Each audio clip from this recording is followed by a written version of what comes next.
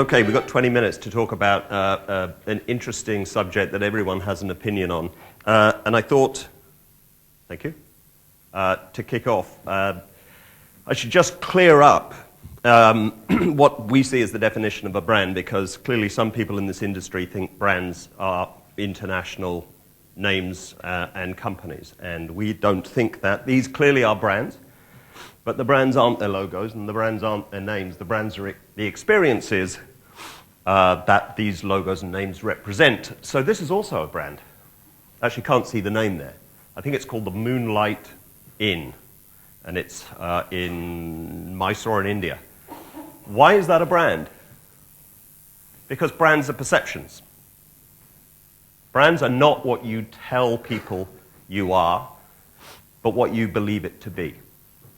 All right, so for the sake of this presentation, if you can just bear that in mind when I talk about brand, you'll understand perhaps better where I'm coming from. So then the question is, if it's about getting people to believe something or to feel something about you, what do you need to do as an organization to create those desired perceptions, feelings, and beliefs? So a little bit of the detail out of the way. Let's take a step back in time. I started researching the whole sort of economy hotel space, and it's a rather amorphous, intangible beast that seems to go somewhere up into the mid-scale, right down to the most basic, no frills. So today I'm basically covering all of it. So if some of you are worried that I'm comparing a brand down here with a brand up there, that's okay, because my point is more about the style of the brand rather than the price point. So obviously we could go back to Roman times and Greek times, but going back to Europe, I guess the first recognized sort of form of hospitality was the coaching inn, and they were pretty interesting places. And if you were to describe their brand, it was often about drunkenness, debauchery, prostitution, and pretty exciting stuff, and no one's really recreated that, so maybe that's something Premier Inn should be considering. Certainly be distinct. And then over time that led into, particularly in Europe, bed and breakfasts, and obviously in this part of the world to guest houses. I'm just wondering what the promise is that would leave people with a smile, or even the experience, but I'll leave that for you to determine. My introduction to the world of budget travel and hospitality was the tent. I couldn't actually afford the bed and breakfast. It was cramped, it was pretty uncomfortable. Sometimes my tent flew away. I actually woke up one morning in the Lake District in the open air because the tent had actually ripped apart. The good thing, however, about camping was that you could be guaranteed, in the UK, you could be guaranteed a good rain shower. You had the choice between indoor and outdoor accommodation, and also almost always guaranteed a great view in the morning. As I moved on in the world and became hugely successful at the age of about 18 or 19, I was able to afford going to bed and breakfasts. And they too came with their own points of differentiation. The floorboards creaked, and so did the mattresses. This is a video, by the way, not a still photograph, but this is as much as you could move in those beds without the springs squeaking and incurring the wrath of the landlady, who would come storming up the stairs to stop you doing whatever you were doing on the bed. So I guess in those times, the moral of this was that these experiences were fun, they were sometimes frustrating, they were memorable, they were consistently inconsistent. And then things started to change. Maybe in the 1960s, the 1970s, as economies grew, as we became more mobile with the opening of motorways, and particularly in the States, the advent of budget airlines, came the road warriors and the people who flew day by day across the United States. And what they were offered, increasingly, was a hotel experience that became increasingly consistent. So in the States we had Howard Johnson, Back in 1974, I think they actually moved from selling ice creams to hospitality. In the UK, I think Travelodge just beat Premier Inn. I think Travelodge was launched in 1985. Premier Inn, I believe, if Eric's still here, about 1987. However, at that point, these experiences were incredibly bland. To a certain extent, they were more product than brand. Why? Because they offered value for money, they offered a good night's sleep, they offered good locations, they offered cleanliness, and increasingly they were in multiple locations. But those are fulfilling basic functional needs that were not being fulfilled by the guest houses, the bed and breakfasts that came before them. So in a way, this consistency was different. And the early players like Premier Inn, Travelodge in the UK, Howard Johnson, and others in the States could stand out simply by having a better product. So in those days, and to a certain extent I think some of this is still true, the focus of budget or economy hospitality is get the basics right. But if you look at the UK, this is the results of a survey, a J.D. Power's quality survey. There's one for the States, but just in the interest of time, this is for Europe. What you can actually see, other than Premier Inn, whose overall satisfaction rating is the top of the line, all of the other operators are not, this is in customers' eyes, right, in terms of consistency and quality, they're not actually doing the basics as well as they could be. So one could argue, in the UK, for example, that Premier Inn simply need to continue to do the basic things right, and they will continue to be different. But as Bob Dylan once said, the times they are a-changing, and now we're faced by a whole raft of new brands. You know, in this part of the world, Ace Hotels in New York. One favorite of mine is Roommate. If you're going to Spain, go and stay in a Roommate hotel. They're quite fun. And some of the local brands like Fave Hotel and Orange Hotel in China. But what's interesting about this growth of brands is not the development of the brands themselves, it's what's driving this. And what's driving it, as all good things should be driven by, is the customer. It's easy to think, if you're developing a basic product, that actually this whole notion of segmentation and differentiation is not really very important. Do the basics right. But, you know, we have a whole raft of different types of people who might well value an economy proposition. They might be cool, they might be trendy, they might be in a hurry, they might be families. But actually, I think what's more important than looking at the people themselves and how much money they've got and what jobs do they have is actually how do they think? What is their attitude towards life? And some people are very security and safety conscious. You know, this is going much more into the psyche of individuals rather than how much have they got to spend, where do they want to go, do they need a good night's sleep? They need all of those things. This is really more about what drives me. Do I want simplicity? Do I want to have fun? Do I get off on something that's trendy? Or do I just want to think, that was a really smart choice because I had a great night's sleep and I spent very little money?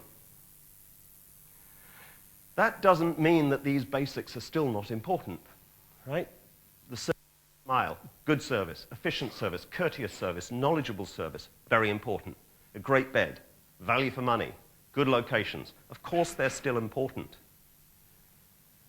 But those to us are what we would describe as the threshold elements of a business. If you're not delivering on those consistently through all the customer experiences across all of your hotels, you don't have an effective business. But if you do all of that, you don't have a distinctive business. You have a commodity. And if you're a commodity, you can't command price premiums.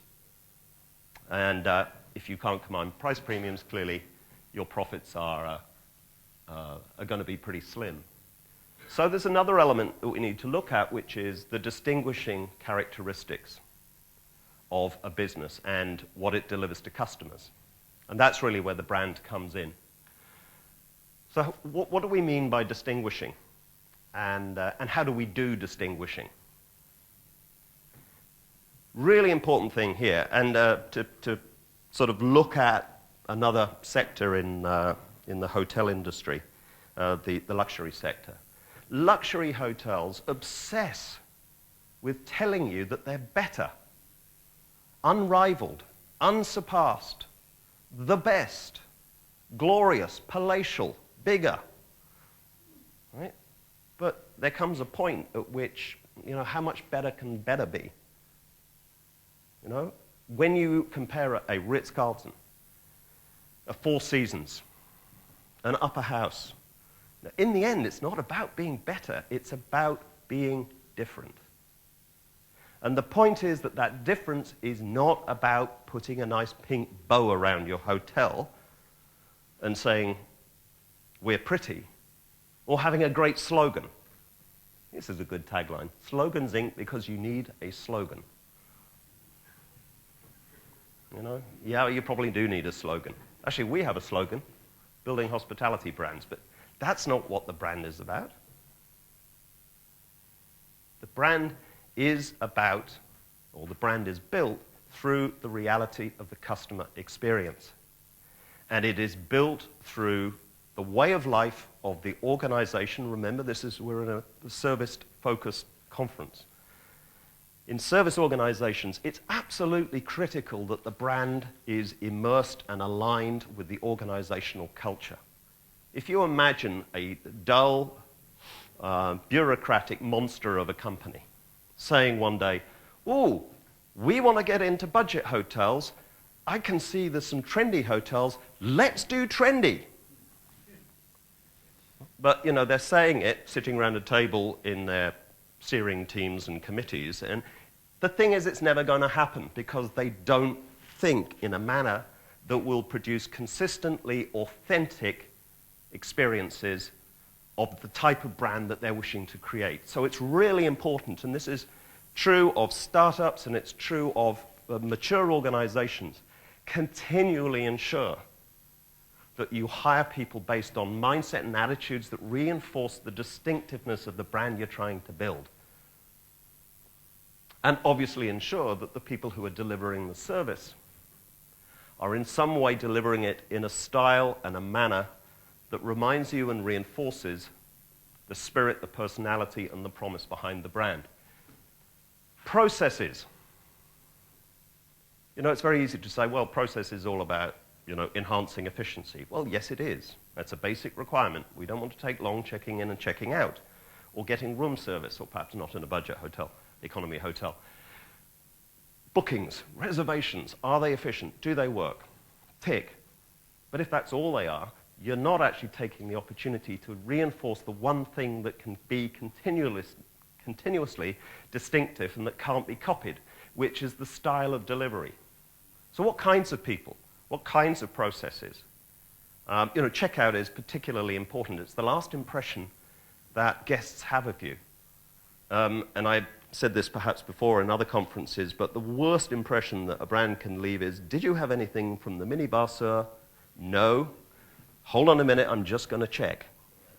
That's a brand impression. It's not just about inefficiency and rudeness. It leaves a terrible, terrible impression of the brand.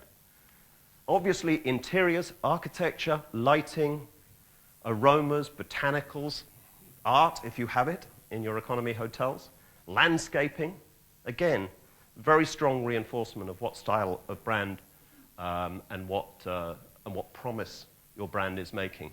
Your products, bathroom amenities, food, entertainment if you have such. It's not just about, okay, we need to have entertainment, so let's hire the three-piece Filipino band, because everyone else has it. What kind of entertainment would reinforce the distinctive characteristics of the brand you're trying to build? Nice logo. We're not denying that visual identity and the way you package your brand is unimportant. Of course it's important. It's the face, if you like, but it is only a shorthand to what's really important, which is, when I went to that hotel, what did it really feel like? Can anyone say they've been back to a hotel because they love the logo? Or you might go to a hotel in the first place because you love the advertising, but you won't go back. just because the advertising looked nice. This is Diesel, which their tagline is "Be stupid." You know, maybe it works. I mean, clearly they've been very successful, but it's distinct. The point is, if you go into a Diesel store, do you believe that to be true? Is it true? They're a service company, and quite frankly, if it's just a tagline, promise. Location. I don't know if anyone's planning budget hotels or economy hotels in Greenland, but the location isn't just, we need to be practical about it, we need to put it near motorways, we need to put it near business centers. It also says something about your brand. I mean, for example, W Hotel, I would argue in Hong Kong, is in completely the wrong location for the brand. Right? W's should be right down in the buzzy, noisy, interactive urban centers. Now, is the hotel succeeding? Maybe, maybe not. But is it the right location for reinforcing what W is as a brand? In my view, no. And lastly, partnerships. You all have relationships, owners with operators and vice versa, with food suppliers, with brand, with hotel consultants. The point is, why just choose those partners based on the best deal, the best legal terms, the best price? This is a long-term relationship, and it should be thought of as a marriage in some way. So why don't you make decisions about your partners in the same way you do about the type of people you recruit? That I need to know that they understand what my brand is about and can live that brand as much as me, because if they don't, it's simply going to undermine my ability to do so. The key thing in all of this is Bananarama, for those of you that are old enough to remember them, I think in the 1980s said, it's not what you do, it's the way that you do it. So just a reminder that all of these customer experiences are based on doing it right, but more importantly, doing it in some way in a distinctive manner. And before all of you say, this is economy, you know, what are you talking about? It's going to cost too much to do all of this. The point is, it's not about incremental cost. You have to hire people. You have to coach people. You have to have beds. You have to design a hotel. You have to have bathroom amenities in some cases. All we're saying is, start with the focus being, what is the distinct personality and character of my brand, and what promise am I consistently going to deliver against? And if you've got that as your focal point, it simply means that you're going to do all of those things in a consistent way, so customers are satisfied, but a consistently distinct way.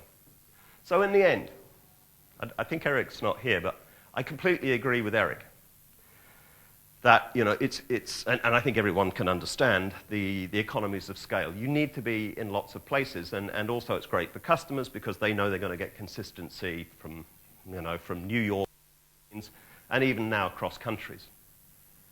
So it's good to be big, but it's actually better to be good. There's no point in being in all these places if the beds are uncomfortable and there's no service. It's even better to be different. And again, that's where the brand comes in.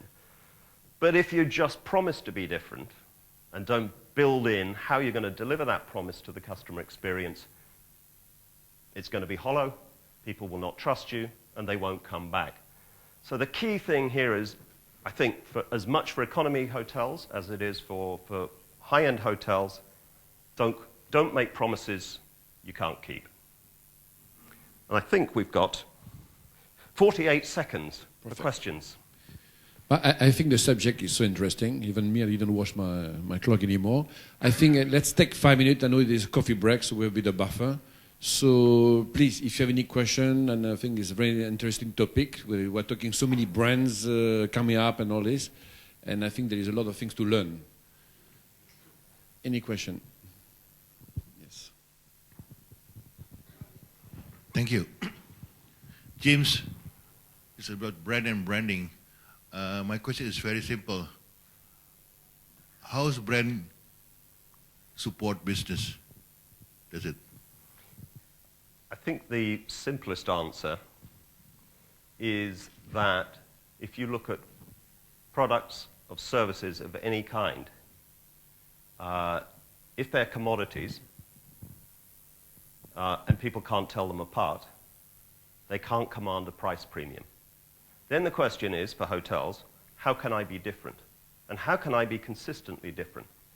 I think the issue today is, because of technology and because of the speed of production, that if you introduce a particular new type of bed, I mean, if you probably all remember the Westin Heavenly Bed campaign, which was actually very successful, but you can't maintain that differentiation because other people are going to copy the bed. Other people are going to copy the check-in process. Other people are going to copy your reservation system. It might take them a little bit of time, but there's huge catch-up and leapfrogging going on, and in China they probably caught up yesterday. So then you need to ask, I mean, this is not a specific financial argument, it's, in my view, an argument of common sense. If you can't guarantee to maintain that product differentiation, and even service quality differentiation, then how are you different? And the answer is you're different in terms of the way you do things, the style of delivery, and the distinct promise that you make to your customers, which is really what a positioning of a brand is. Okay. Yes, one more question. I just want to ask your opinion. You know, some of the big brands have so many brands under them. That do they have really specific, unique branding proposition and a niche market that meet to that brand?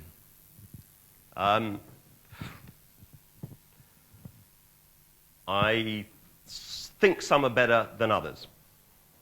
You know, some examples, I think Star would have done a pretty good job at the premium level of creating brands that at least are positioned in very distinct ways. I think if you look at Westin, Meridian, and St. Regis, they're clearly very distinct types of offerings. They also have slightly different price points, but they have very distinct offerings. I think the question in the case of Starwood and of most of the other luxury hotel chains, at least, is the delivery against the promise. And I think if you were to cover up let's take the lower end of the 5-star range. Let's take a Marriott, a Hilton, a Sheraton, for example. You covered the logo up. You stayed in each of those hotels for 3 days. I'd venture to suggest that you wouldn't be able to tell the difference. You wouldn't know which brand you were staying with. So I think there is an issue of seeing brands as a theoretical or something that's not real and tangible, that it is conceptual in nature, rather than something that needs to be delivered on. Of course, when you have 3,000 hotels or whatever, it's more difficult to create localized differentiation in those hotels. But I think if the organized, you know, and I'd say this about pretty much all the major global brands, I don't think that they fundamentally start by saying, we are creating a brand as a way of life and as a total experience within the organization and through all of the customer touch points. So I think if they don't start by thinking in that way, the brand delivery is horribly inconsistent. I mean, some of the advertising that I see relative to pretty much every segment, every sector of the hospitality industry, they make promises that simply aren't true, and they're fanciful. So they're actually saying, you know, clearly the best, or, you know, unrivaled, or some such, but they're also creating a sense of personality that when you actually walk into the hotel is not evident, or it's evident in this bit and not that bit. I mean, the simple answer to it is, I remember when I was young, and I was, in those days, you had to buy different bits of your stereo system. So you had a turntable, and then you had an amplifier, and then you had speakers, and so on. And the guys in the shop would always tell me, you're only as good as your weakest point. And that's the same with brands. There's no point in doing it a bit at the time, because the bits of the time you don't do it will undermine all of those positive elements. Super. Yes, one more question. Yeah, thank you. As we walk around the world and you look at especially the economy hotels, I think there's more similarity than differentiation. So I really, would like to, hear from you, what are some of the, successful examples, according to your standard of, building a distinctive brand? Well, I think if you look at the UK and Premier Inn, I mean, one can't argue that they've been hugely successful. They're not only the largest player, but they're also the most respected, and they obviously deliver consistently against the promises that they make. I'd argue, though, looking at a lot of their marketing materials, having stayed in their hotels, and for Premier Inn, I would say other brands as well. But actually, they are, in their marketing, it seems to me that they're mixing threshold and clear differentiation. So, for example, they say you get the best night's sleep. You talk about great breakfasts, and so on. To me, it probably works successfully at the moment because there are simply not enough players who are competing consistently against those points, and therefore even the basic product delivery is still quite different. But as a business, clearly very successful, and there are other examples in the States. I mean, I think what's really interesting is to look at some of the newer brands, like Yotel, like Citizen M, like Roommate in Spain, and to see quite clearly that you can do things cost effectively. You can do things with scale. I think Roommate now have 40, 50 hotels, and they've recently expanded into Mexico and I think South America. It's too early to say whether they're going to be a long-term player and sustainably successful, because these are early days. But I think clearly you can see that economy doesn't mean bland and shouldn't mean bland. And the more competitors there are, and we can see in China, even in Indonesia, in the Philippines, all over the region, the players are growing, and most importantly, consumer attitudes are changing. I think someone said yesterday, Asians just don't want surprises. They just want to know what they're getting. They want to drive a hard bargain, and they just want the stuff. That's true of today.